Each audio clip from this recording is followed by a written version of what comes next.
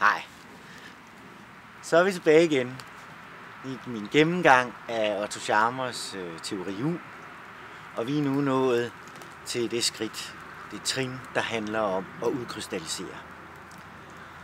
Jeg har bevæget mig ned her til åen, ned til Tryggevælde Å, hvor I kan se, at der er godt gang i strømmen hernede. Der er hektisk aktivitet, kunne man vælge at kalde det. Og det er for at illustrere modsætningen til de tidligere trin, hvor vi har været ved træet. Vi skulle være ligesom træet, der ikke kan andet. Og vi skulle sidde i, som jeg gjorde, i bålstedet, i min solcirkel, og være kontemplative og connecte os selv til kilden. Men nu skal vi i gang med at være handlingsorienteret igen. Og det første skridt i det er altså udkrystalliseringen. Det vil sige, at nu har vi har set, vi har sanset, og vi har fået idéer, vi har mærket, hvad vej vi skal, og vi har set nogle billeder, nogle idéer, nogle forestillinger om en fremtid, der kan komme til at blive sådan noget. Men nu skal den ligesom udkrystalliseres. Og hvad gør man så? Ja, altså vi starter med at fastholde vores forbindelse til kilden her. Vi skal holde fast i, hvad var det, der var vores intention med vores idéer, med vores projekt, med den vej, vi ville med idéerne. Man kan sige, at indtil nu har man kun følt muligheden for en mulig fremtid. Nu skal vi fastholde forbindelsen og handle videre derudfra. Vi skal til at lave ægte innovative visioner. Og det ord, der er lille ord ægte, det er vigtigt, fordi det skal være ægte.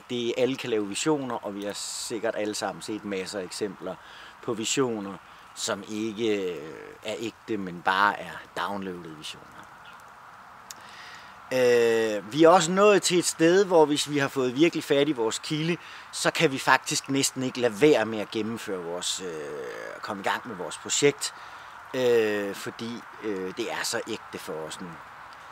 Vi skifter fra, som jeg også sagde, fra procesorientering til resultatorientering. Og nu skal vi til at koge vores projekt ned til essensen. Vi skal fastholde vores... jeg skal lige have styr på mit papir her. Vi skal altså fastholde intentionens kraft. Vi skal tage imod stadigvæk inspirationen. Vi skal stadig give slip. Vi skal stadig, som også tidligere, forbinde os med en større vilje. Scharmer siger sådan meget mysterietraditionsagtigt, at det frie menneske stoler på skæbnen, og at der er plads og brug for ham eller hende i verden. Så det handler om at slippe sin vilje, følge sin vilje, finde sin mening og sit formål, altså netop som der stod i bunden af uget. Hvem er jeg, og hvad er mit formål?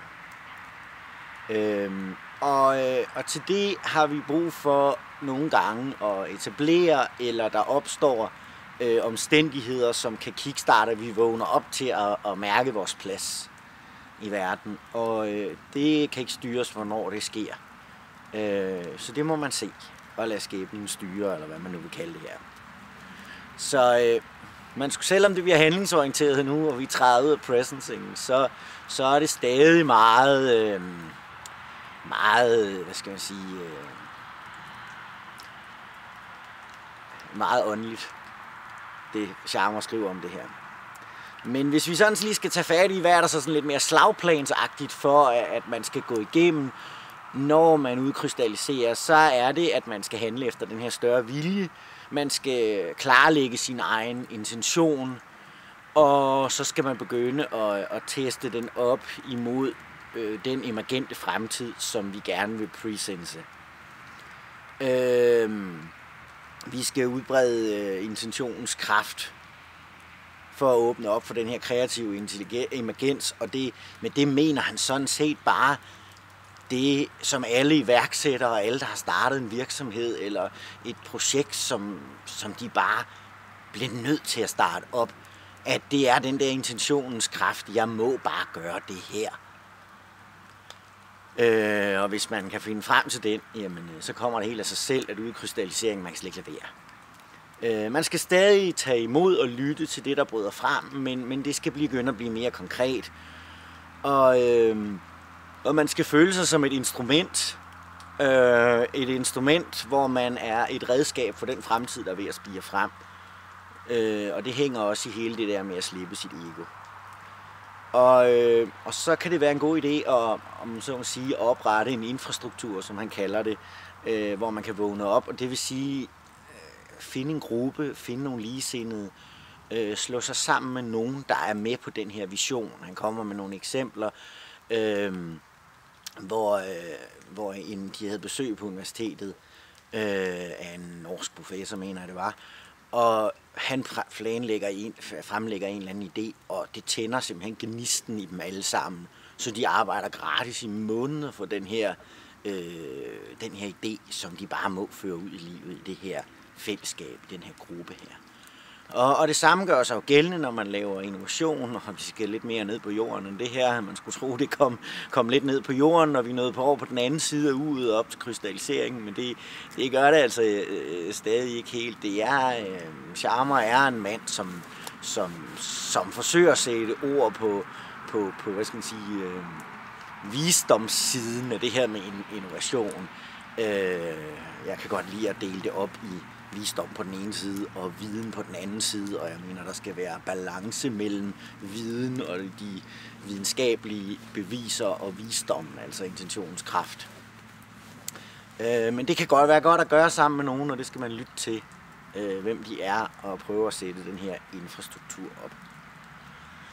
Men basalt set, så er det jo også der har været meget åbne, snakker meget om, at man skal være åben og alt muligt andet. Nu begynder vi at lukke lidt, nu begynder vi at sætte retning og få det mere krystalliseret, få det mellem fingrene og få retning på det og få en fornemmelse af, hvor er det vi vil hen, hvad er det vi vil gøre, og hvad er det vi ikke vil gøre i den palet af idéer vi har fået. Der er der noget af det, som vi ikke vil gøre, og det sorterer vi fra. Det begynder vi at sortere fra her, så vi får en retning, som er den, vi vil følge.